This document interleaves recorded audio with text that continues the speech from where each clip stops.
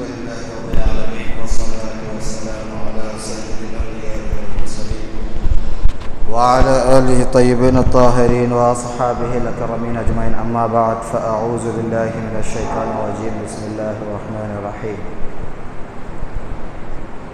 قل ما كنت بدعا من الرسل. وقال الله تعالى في مقام آخر: الله بديع السماوات والأرض. صدق الله العظيم وصدق رسوله النبي الكريم ونحن على ذلك لمن الشاهدين والشاكرين. إن الله وملائكته يصلون على النبي يا أيها الذين آمنوا صلوا عليه وسلموا تسليما. اللهم صل على سيدنا ونبينا وحبيبنا مولانا محمد وعلى آله وأهل بيته وأزواجه وذرياته أجمعين. محترم حاضرین سامعین کرام، السلام علیکم ورحمۃ اللہ وبرکاتہ. اللہ تعالیٰ کے بھی انتہا حمد و ثنا ہے جو سارے عالم کا رب ہے، خالق کائنات ہے، مالک انس و جاں ہے، رب العالمین ہے، رود جزا کا مالک ہے. اور اخیر مولا احمد مصطفیٰ محمد مصطفیٰ سیاح لا مکان راحت قلب و سینہ، سرور مدینہ، غریبوں کے غمخوار آقا، یتیموں کے مددگار آقا پر بے انتہا درود و سلام کے بعد اللہ تعالیٰ ارشاد فرما رہا ہے کہ اللہ تعالیٰ آسمانوں اور زمینوں کا بنانے والا ہے، اور یسبح للہ ما فی السماوات و ما فی الارض، جو کچھ آسمانوں اور زمینوں میں ہے سب اللہ کی تسبیح بیان کرتے ہیں. تو جو کچھ اللہ نے آسمانوں اور زمینوں کو بنایا، خلق السماوات والارض، پیدا کیا. دوسرے مقام میں فرمایا بدیع السماوات والارض، آسمانوں اور زمینوں کو اللہ نے کیا کیا؟ ایجاد کیا، یعنی اس سے پہلے وہ چیز نہیں تھی. تو بدیع کے معنی ہے کہ جو چیز، نئی چیز بنانا، جو پہلے نہیں تھی اس کے بعد وہ چیز بنی وجود میں آئی، تو اس کو بدیع کہتے ہیں. اسی طریقے سے اللہ تعالیٰ نے پیارے رسول سے ارشاد فرمایا، میرے رسول آپ فرما دیجئے، کیا فرمایا؟ قل ما كنت بدعا من الرسل. میرے محبوب فرما دیجئے کہ اپنے میرے بندوں سے اور آپ کے چاہنے والوں سے سب سے فرما دیجئے کہ میں رسولوں میں سے کوئی نیا رسول نہیں ہوں، یعنی اللہ کی طرف سے میں کوئی نیا رسول بنا کر نہیں بھیجا گیا ہوں. یعنی اللہ تعالیٰ نے کم و بیش 1,24,000 سے زائد پیغمبروں کو اللہ نے بھیجا. تو اللہ تعالیٰ یہ بتانا چاہتا ہے اپنے محبوب کے ذریعے سے، آقا کے ذریعے سے، کہ اے اللہ کے بندو، اے میرے امتو، کہ اللہ نے مجھے جس طریقے سے پچھلے پیغمبروں اور رسولوں کو اللہ نے وحدانیت کے لیے، صراط مستقیم کے لیے، راہ ہدایت کے لیے، فہم کے لیے، سمجھ کے لیے، یہ ساری چیزوں کے لیے اللہ نے جو ہے ہمیشہ اللہ نے بھیجتا رہا، اسی طریقے سے اللہ نے مجھے جو ہے مبعوث فرمایا، خاتم النبیین والمرسلین، آخری نبی اور رسول بنا کر اللہ نے مجھے ہی بھیجا. تو یہاں پر جو لفظ بدیع اور بدعۃ جو لفظ آ رہا ہے، اس کا معنی سب ایک ہی طرح ہے، اس کا ایک ہی تعلق ایک ہی لفظ ہے، یعنی ایک نئی چیز ایجاد کرنا. تو اللہ نے کیا کیا؟ اللہ کیا ہے؟ بدیع السماوات والارض. اللہ کیا ہے؟ آسمانوں اور زمینوں کا بنانے والا ہے.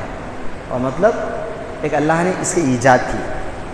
ایجاد یعنی جو چیز پہلی مرتبہ جو چیز وجود میں آتی ہے، چاہے وہ انسان کے ذریعے سے ہو یا کسی بھی چیز کے ذریعے سے ہو، کرشماتی طور پہ ہو، کوئی بھی ہو، آسمان اور زمین پہلے نہیں تھے، تو اللہ نے کیا کیا؟ اسے پیدا کیا، بنایا، تو ایجاد کیا. تو یہ مطلب ہے جو ہماری سمجھ کے لیے، فہم کے لیے بہت ضروری ہے. اور اسی لفظ کو لے کر آج ہم جو ہے اس کا بہت زیادہ استعمال کر رہے ہیں. اسی لفظ کو لے کر ہمارا زیادہ استعمال ہو گیا. وہ کیسے؟ جیسا کہ اللہ نے فرمایا، میرے فرما دیجیے قل ما كنت بدعا من الرسل، یعنی میں نیا رسول نہیں ہوں. یعنی میں اللہ نے جس طریقے سے رسولوں کو اللہ تعالیٰ بھیجتا رہا صراط مستقیم کے لیے، اپنے پہچان کے لیے، میں ہماری اطاعت کے لیے، فرمانبرداری کے لیے، تو اسی طرح اللہ نے مجھے مبعوث فرمایا. تو جب کیا فرمایا؟ بدعا من الرسل. تو بدعا تو کیا ہے یہ بدعتن ہے اصل میں. تو جو لفظ ہے یہ بدعتن ہے. اب جو لفظ چلتے چلتے جو ہے اب کیا ہو گیا, ہاں بدعت ہو گیا. اب بولنے میں کیا آ رہا, بدعت آ رہا.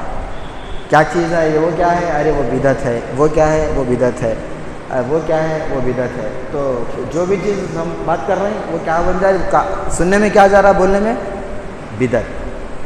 تو وہ کیا ہے, بدعتن. قرآن کریم میں جو اللہ نے فرمایا کہ بدعتن نئی چیز, یعنی میں نیا رسول نہیں ہوں, یعنی اللہ مجھے کوئی نئی ایجاد نہیں کیا ہے, یعنی رسول بنا کر جو جس طریقے سے پچھلے امتوں کے لیے اللہ نے رسولوں کو بھیجا, پیغمبروں کو بھیجا, اللہ نے مجھے بھی رسول بنا کر امت کے لیے راہ ہدایت کے لیے اللہ نے مبعوث فرمایا, خاتم النبیین والمرسلین بنا کر. اور اللہ خود اپنی طرف منسوب کر رہا ہے یہ لفظ بدعتن سے, بدیع السماوات والارض. اللہ فرما رہا ہے میں آسمانوں اور زمینوں کا ایجاد کرنے والا ہوں. اللہ نئی چیز. تو جب اللہ نے آسمان اور زمینوں کو بنایا رب العالمین, تو وہ ہمارے لیے کیا ہے, جب بنایا تو وہ نئی چیز ہے ہمارے لیے. پہلے تو کوئی آسمان ہم سنے نہیں, کچھ بھی نہیں تھا پہلے. اللہ نے بھی بنایا, وہی اول ہے وہی آخر ہے. ہاں وہ خالق اول خالق آخر, اس کی مخلوق بھی اول مخلوق بھی آخر. اللہ نے بنایا, اسے بولے کسی نے بنایا نہیں. تو لہذا بدیع کے معنی کیا ہے کہ ایجاد کرنا, نئی چیز بنانا. ہاں تو اسی طریقے سے اب جو لفظ ہمارے ذہنوں میں انتشار کا سبب بن رہا ہے وہ کیا ہے, بدعت. جو سننے میں آ رہا تھا کیا ہے کہ نہیں یہ چیز بدعت ہے, ہاں وہ چیز بدعت ہے. اور ہر بدعت کیا ہے, نعوذ باللہ تعالیٰ من ذالک, گمراہی ہے. اس طریقے سے یعنی ایک محدود, ایک بدعت کو لا کے ایک محدود شے میں ڈال دیے. لفظ بدعت کو لائے, لفظ کو لائے کیا کرے, ایک محدود شے میں ڈال کے چھوڑ دیا اس کو. کیا بولے تو نہیں, لفظ بدعت گمراہی, نعوذ باللہ تعالیٰ من ذالک, ایک نئی چیز گمراہی ہے بول دی ہے. سمجھانے کی ضرورت ہے, سمجھنے کی ضرورت ہے. اہل علم کے پاس جا کے فاسألوا اہل الذکر ان کنتم لا تعلمون. اللہ کا حکم ہے اگر تم نہیں جانتے تو اہل علم سے پوچھو. اہل علم کون ہے اللہ کی نظر میں, ہاں شریعت کے رہبر و رہنما علماء دین ہیں. علماء دین ہیں. اور علماء کرام اگر آپ کی نظر میں کچھ بھی نہیں ہے, لیکن اللہ اس کے نظر کی نظر میں وہ ورثۃ الانبیاء ہے. علماء کیا ہے, انبیاء کے وارث ہیں. اتنا بڑا مقام اللہ اس کی نظر میں ہے علماء کا. دنیا کی نظر میں کچھ بھی نہیں ہوا, لیکن اللہ اس نظر میں علماء کا مقام بہت اعلیٰ و عرفہ مقام مرتبہ ہے. تو یہاں پر جب لفظ بدعہ کی بات آئی تو کئی مسائل اس میں آ گئے. تو ہمیں سمجھنا یہ ہے کہ بدعت کا مطلب کیا, جس سے جو میں سمجھاتے ہوئے آ رہا ہوں کہ بدعت کا مطلب ہے نئی چیز ایجاد کرنا, نئی چیز بنانا. ہاں تو اب شریعت میں بدعت کے مطلب ہم سمجھ رہے ہیں کہ چلیے بھائی بدعت ہے, وہ بدعت ہے, نعوذ باللہ وہ بدعت. لفظ بدعت بولے تو ذہن میں کیا آ گئی کہ خراب چیز. ذہن میں کیا بٹھا دیے, بیٹھ گئے یہ خراب چیز. بدعت کا مطلب نہیں ہے, غلط بات ہے. علماء کرام اس کا خلاصہ کرتے ہیں کہ بدعت کے جو ہے نئی چیز ہے, ہر نئی چیز غلط کیسا ہو جاتی. اگر ہم اس کو جو ہے اس کا ترجمہ کر کے اگر سمجھیں گے تو کہ نئی چیز غلط کیسا بن جاتی, ہر نئی چیز کیسا غلط بنتی. ہاں بدعت کا مطلب ہے نئی چیز. سمجھنے کی ضرورت ہے, ہم کسی کو غلط نہیں, کسی کو صحیح نہیں, ابھی کچھ بھی نہیں. ابھی صرف لفظ کو ہم جو ہے خلاصہ کر رہے ہیں, لفظ کا خلاصہ کر رہے ہیں ہم کہ بدعت کا مطلب نئی چیز. ہاں اب نئی چیز غلط کیسا ہو جاتی. اگر ہم اپنی زبان میں سمجھیں گے تو بچہ بولیں گا کہ نئی چیز غلط کیسا ہوتی, لیکن اس کو عربک لفظ میں محدود کر کے استعمال میں لا کے, عرف عام میں لا کے بول رہے ہیں کہ نہیں لفظ بدعت گمراہی ہے, نعوذ باللہ تعالیٰ من ذالک. بدعت مطلب نئی چیز, تو ہر نئی چیز گمراہی ہے. میں خلاصہ کرنا مقصد ہے ہمارا, تاکہ ہماری قوم کو ہم سمجھانا چاہتے ہیں جو عربک سے واقف نہیں ہے, ہاں ان کو معلوم ہونا. ہاں لفظ بدعت کا مطلب ہی نہیں معلوم, لیکن یہ معلوم کہ بدعت غلط چیز ہے, گمراہی ہے. جبکہ اللہ تعالیٰ قرآن کریم فرما رہا ہے کہ میرے وسلم آپ فرما دیجیے قل ما کنت بدعا من الرسل, میں تمہارے طرف جو رسول بنا کر بھیجا گیا ہوں کہ نیا رسول نہیں ہوں, یعنی بدعا یعنی نئی چیز نہیں ہوں میں تمہارے لیے. جس طریقے سے پچھلی امتوں پر اللہ نے رسولوں کو بھیجا, مجھے وہ بس بنا کر بھیجا. ہاں ویسے اللہ نے فرمایا بدیع السماوات والارض، اللہ تعالیٰ آسمان اور زمینوں کا ایجاد کرنے والا ہے، بنانے والا ہے، پیدا کرنے والا ہے، خالق ہے، یہ ساری چیزیں ہیں۔ تو یہاں پر جب اللہ نے خلاصہ کیا کہ بدعہ کے معنی ہے نہیں جذب کرنا، تو اب ہم اس بات کی طرف آتے ہیں کہ ہر بدعت گمراہی کیسا ہو سکتی ہے، ہر بدعت گمراہی کیسا ہو سکتی ہے، ہر نئی چیز گمراہی کیسا ہو سکتی ہے۔ اب اس میں بھی تو تین چیزیں ہیں، ایک ہے وہ عقائد، بدعت عقائد، بدعت کی بھی تین چیزیں ہیں، بدعت حسنہ ہے، بدعت سیئہ ہے، حسنہ بول تو اچھی چیز، بدعت سیئہ کا مطلب ہے بری چیز، بری ایجاد، بری نئی چیز، اچھی نئی چیز، یہ چیزیں ہیں۔ اور بدعت عقائد کے معاملے میں بھی جو بدعتیں ہیں، جیسا کہ اب ہمارے آقا صلی اللہ علیہ وسلم کے زمانے میں یہود و نصارہ تھے، سب تھے، بت پرست تھے، جو ہدایت پہ آ گئے خوش نصیب ہیں، جو دیکھ کر بھی ایمان نہیں لائے، وہ لوگ بھی موجود تھے نا۔ تو آقا کے زمانے میں یہود و نصارہ بھی موجود تھے، جو آج بھی ہے، تو پھر جو آقا کے زمانے میں وہ لوگ جو بھی تھے آج بھی ہے، تو پھر ان کے عقیدہ کو کیا بولیں گے ہم؟ عقیدہ ہے ان کا، لیکن وہ کیا ہے، عقیدے کے معاملے میں وہ کھلی گمراہی میں ہیں، شرک میں مبتلا ہیں۔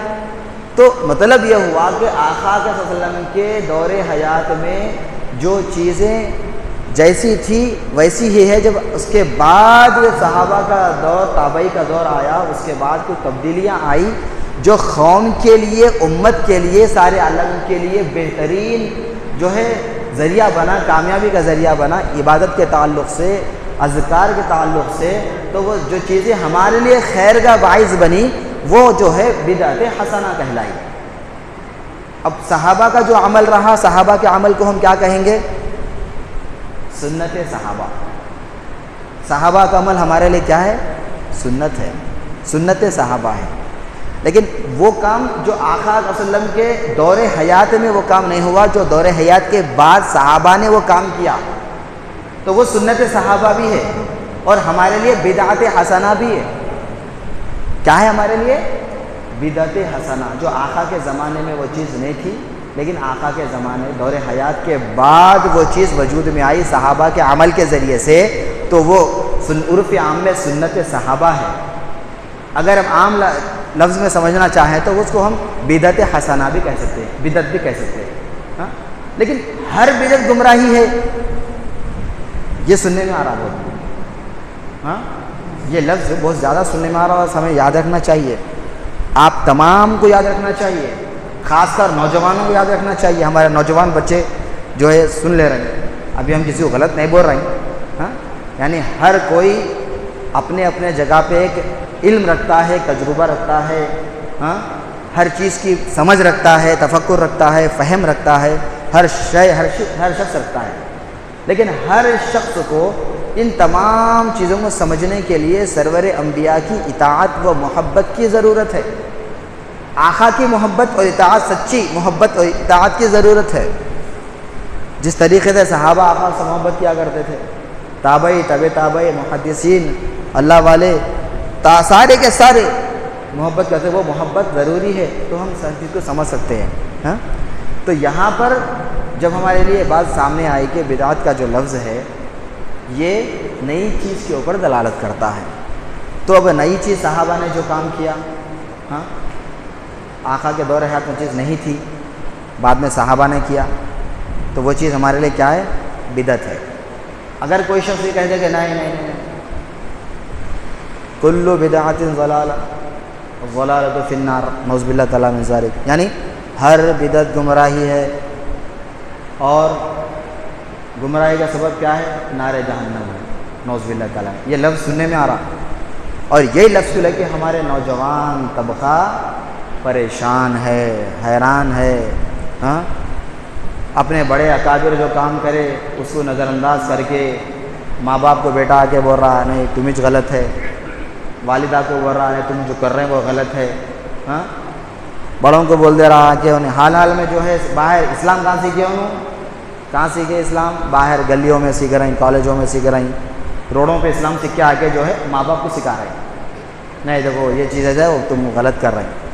ارے آپ ایک عالم دین کے پاس جا کے بیٹھ کے آپ پوچھے، ہاں اللہ کا حکم ہے فَاسْأَلُوا أَهْلَ الذِّكْرِ إِن كُنتُمْ لَا تَعْلَمُونَ، رب العالمین کا فرمان ہے اگر تم نہیں جانتے تو اہل علم سے پوچھنا واجب ہے، علماء سے پوچھیں آپ، اہل علم تفاسیر اٹھا کر دیکھو، اہل علم وہاں پہ کیا ہے، تفسیر میں کیا لکھا ہوا ہے، تو اہل علم سے مراد علماء کرام سے پوچھنا ہے۔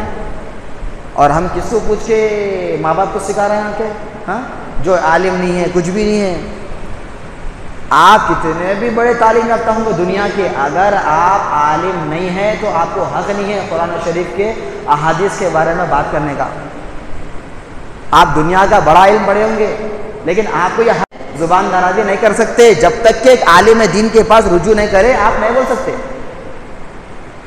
اللہ تعالیٰ نے تمام کو ایک ایک چیز میں ماہر بنا دیا، ہر ایک انسان سارے چیزیں ماہر نہیں ہو سکتا، ناممکن ہے۔ تو یہاں پر لیکن جیسا دین کا شریعت کی قرآن حدیث کی بات آئی ہے، ہر شخص اپنے آپ کو عالم بناتا، سب اپنے آپ کو عالم بتا لیتے پھرتا۔ ہاں ارے میرے بھائی غور و فکر کرو، ایک خوش فہمی میں زندگی گزار کے اپنی آخرت برباد کر رہے ہیں آپ۔ اگر آپ کسی کو غلط بات بول دے رہے ہیں تو اس کا جتنے اس کی نسل در نسل اگر غلط عمل کریں گے نا، سب کا سب جو ہے عذاب جاریہ بن جائے گا۔ ثواب جاریہ نہیں بولتے اس کو، عذاب جاریہ بولتے۔ تو آپ کی ایک غلط لفظ تو آپ کا بغیر علماء سے پوچھے بغیر آپ اپنے آپ کو علماء کے مقام پہ رکھ کے بڑی جو ہے شان سے آپ جو ہے خوش فہمی میں رہ کے آپ ایک بات بول دیے بغیر تحقیق کے، اب ان کی نسل در نسل پہ عمل کر رہی، تو آپ کے لیے عذاب جاریہ ہے۔ وہ کتنا بڑا گناہ ہے۔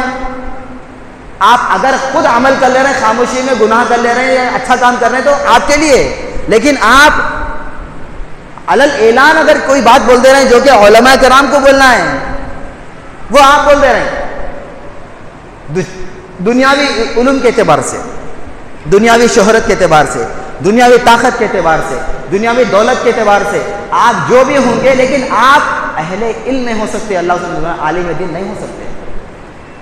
عالم دین بننا ہے تو پھر اپنا سب کچھ قربان کر کے عالم بننا پڑتا، سب کچھ قربان کرنا پڑتا۔ اب وہ قربانی کرنے کی اس کے بعد ٹائم نہیں ہے، اور جو قربانی دے دیے ان کی قدر نہیں ہے، نہیں ہے۔ جو قربانی دے دیے ان کی قدر کرنا ہے، ہاں ان وقت دین کے لیے دے رہے ہیں، آپ بھی ان کو وقت دینا ہے، نہیں ہے۔ تو ایسی یہ مفاد پرستی کی سوچ ہماری قوم میں چل رہی ہے آج کل۔ بتانا چاہتا ہوں میں کہ بات بدعت سے شروع ہو کے ایک عالم دین تک آ گئی، ہاں کہ ان کو تم لا تعلمون، اگر تم نہیں جانتے تو ایک اہل علم سے پوچھو، علماء سے پوچھو۔ پھر علماء کی کیفیت، ان کی ساری زندگی ہمارے سامنے آ گئی، اور ہماری کی زندگی بھی ہمارے سامنے آ گئی ایک دوسرے کی، کہ ہم کیسا زندگی گزار رہے ہیں۔ ہاں کہ بڑی افسوس کی بات ہے کہ خامیاں کمزوریاں ہمارے اندر ہے، اب ہم کیسی زندگی گزار رہے ہیں؟ نہ ہمارے پاس علماء کا احترام ہے، نہ حفاظ کی قدر ہے، ہاں نہ ان کی کسی بھی چیز کی فکر نہیں ہے ان کے بارے میں۔ کیوں نہیں ہے؟ جبکہ دنیا میں بے حساب لوگ ہر فیلڈ میں، بے حساب لوگ ہر فیلڈ میں، سب کی عزت ہے سوائے علماء کی۔ کتنی شرم کی بات ہے، غیرت مر گئی ہماری، خدا کی قسم غیرت بے غیرت ہو گیا۔ ہاں اللہ تعالیٰ کو ناراض کرنے والا کام ہے یہ، اس لیے بتا رہا ہوں کیونکہ ہم علماء کو چھوڑ کے خود اپنے آپ کو عالم کا مقام پہ رکھ کے جو ہے مسئلے بیان کر لیتے پھر رہے۔ ہاں بیٹا پوچھ رہے ہیں، بیٹا کیا ہے؟ بیٹا آ کے ماں باپ کو بول رہا کہ آپ نہیں، آپ غلط کر رہے ہیں، آپ جو تمہارے کو دنیا میں لائے، راستہ دکھائے، اچھے برے کی تمیز بتائے، وہ ماں باپ کو جو ہے منڈی اٹھا کے بول رہا کہ تم یہ غلط کر رہے ہیں۔ ہاں اپنے آپ کو جھانک لے کر دنیا میں کچھ بھی نہیں تھا، ہاں سب کچھ آج جو ہے ماں باپ جو بھی کرے، آج بڑا ہو کے تھوڑا ادھر ادھر پھر لے کے آ کے جو ہے حلال میں ماں باپ کو انگلی اٹھا کے بول رہا، ہاں یہ جو غلط کر رہے ہیں وہ میں گھر میں کھانا نہیں کھاتا ہوں، میں وہ پانی نہیں پیتا ہوں، میں وہ شربت نہیں پیتا ہوں۔ ہاں اتنی شرم کی بات ہے، کس کو بول رہا؟ ماں باپ کو بول رہا، جو ماں باپ تیرے کو دنیا میں لائے، ہاں اچھے برے کی تمیز بتائے، ہاں چلنا سکھائے, مصیبت میں تیرا ساتھ دیے, سب کچھ کرے, اب ان کو جو ہے آپ بولتے رہے مجھے اٹھا کے ایسا ایسا, ہاں کس بات پہ بول رہا ہے؟ نہیں نہیں وہ بدعت ہے, وہ شرک ہے, نعوذ باللہ تعالیٰ من ذالک. ان کو نہیں معلوم, ہاں تمہارے سے زیادہ ماں باپ کو معلوم ہے. ہاں اب تم ایسا نکل جاتے تو پاپ بیچاروں کو بھی نہیں معلوم تھا کہ ہمارا بچہ اچھا ہے, شاید کر رہا, وقت دیے, پڑھ رہا ہے, اسکول پڑھ رہا, کالج کو جا رہا, پڑھ رہا, آگے بڑھ رہا, وہ پلٹ کے آگے بول رہے ہیں کہ ماں باپ جو کر رہے ہیں وہ تم غلط ہے. یہ سننا باقی تھا ان کو سالوں سال پڑھا کے. کتنی شرم کی بات ہے. ہاں ماں باپ کی بے بسی ہم کو معلوم ہے, ہم دیکھ رہے ہیں ماں باپ کی بے بسی کیا ہوتی ہے. ہاں جب ماں باپ چھوٹے سے بڑے کرتے ہیں تو وہ اولاد جو ہے پڑھ لکھ کے قابل ہو کے ماں باپ کو اف بھی نہیں بولنا. اللہ کا حکم ہے وَلَا تَقُلْ لَهُمَا اُفٍّ وَلَا تَنْهَرْهُمَا, ماں باپ کو تم اف بھی نہیں بولنا. تم کچھ بھی ہوں گے, کسی کو نہیں بولنا ہے اف. اور آپ ماں باپ کے سامنے آ گئے تو آپ کچھ بھی نہیں ہے, ماں باپ کے سامنے آپ حقیر ہے. ماں باپ کے سامنے آپ کیا ہے؟ حقیر ہے, کمزور اور ناتواں ہیں, سب کچھ ہے تم, لیکن ماں باپ کے سامنے اپنے آپ کو فوقیت نہیں دینا. اگر فوقیت دیں گے تو سمجھو کہ وہاں سے تمہارے زوال کا وقت شروع ہو جائے گا, برباد کا وقت شروع ہو جائے گا. تو ماں باپ کے سامنے جس طریقے سے ہم چھوٹے سے بڑے کمزور و ناتواں تھے, ہاں اسی طریقے سے اگر بندہ جو ہے ماں باپ کے سامنے ساری زندگی اپنے آپ کو کمزور اور ناتواں سمجھ کر اگر ان کے سامنے ادب کرتا رہا تو اللہ کو عاجزی اتنی پسند ہے کہ میرا مولا جو ہے جب اللہ کے رسول کی رضا کے لیے ہم عاجز ہو جاتے ہیں تو اللہ تعالیٰ اپنے کو سب سے بلند کر دیتا ہے. وہ کسی کے سامنے ہم کو جھکنے نہیں دیتا. بندہ اپنے آپ کو عاجز سمجھنا, ماں باپ, بڑے, اکابر, علماء, اہل علم, سب کے پاس ہم کو کیا کرنا ہے؟ عاجز ہونا ہے اللہ کی رضا کے لیے, آقا کی رضا کے لیے. یہ دو ہی چیزیں ہیں جو ہمیں پکڑ کے مضبوطی سے چلنا ہے قدم قدم پر. ماں باپ کا احترام, اللہ اس کے رسول کی رضا ہے. علماء کا احترام, اللہ اس کے رسول کی رضا ہے. ہاں کار خیر, امت کا درد, یہ ساری چیزیں ہماری ذمہ داری ہے. ہاں وقت ہوا نماز پڑھ لیے, ٹائم دیکھ کے خاموش نکل گئے, ایسے مسلمانوں کی ضرورت نہیں ہے اللہ کو. ہاں جہاں بھی ہے آپ کے دل میں جو ہے درد ہونا, اسلام کا, علماء کا, امت کا, مظلوموں کا, بیواؤں کا, یتیموں کا, ہاں جو قربانیاں دے رہے ہیں, تڑپ بلک رہے ہیں, ان تمام کا جو ہے ہمیں اللہ سے سوال ہونے والا ہے. خالی نماز کا پہلا سوال نماز کا ہو کے جو ہے ختم نہیں ہونے والا ہے, کچھ بھی ختم. اللہ سے ہی دعا کرنا ہے کہ مولا تیرے سوال سے ہم سب کی حفاظت فرما. اگر تو سوال کریں گا تو پھر ہمارے لیے سیدھا نارے جہنم ہے. اللہ کا جواب کوئی بھی نہیں دے سکتے, کوئی نہیں دے سکتا. لہٰذا سمجھنے کی ضرورت ہے ہمیں علماء کرام سے محبت کرتے ہوئے, ان کو وقت دیتے ہوئے, ان کے قریب ہونے کا وقت ہے تو ہم قرآن حدیث کو سمجھ سکتے ہیں. نہیں آپ اگر جو ہے ان سے پوچھ کے آ کے علماء کو بول رہے ہیں نہیں میں ایسا سنا تھا, ارے تم سنے کس کو تھے اور بول رہے ہیں کس کو؟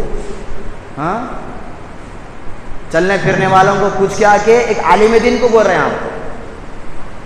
اس میں تو تھوڑی تو غیرت ہونا چاہیے ہمارے اندر. آپ پوچھے کس کو اور آ کے بول رہے ہیں کس کو؟ جو غیر عالم ہے اس کو پوچھ رہے ہیں اور آ کے اہل علم عالم دین کے اوپر آپ جو بات رکھ رہے ہیں, میں ایسا سنا تھا, انہیں بولا تھا, تم سنا تھا, تو تم کیا ہے, انہوں کیا ہے, اور بول رہے ہیں کس کو؟ ایک عالم دین کو بول رہے ہیں. تو یہ چل رہا ہمارے شریعت میں, ہمارے اسلام میں.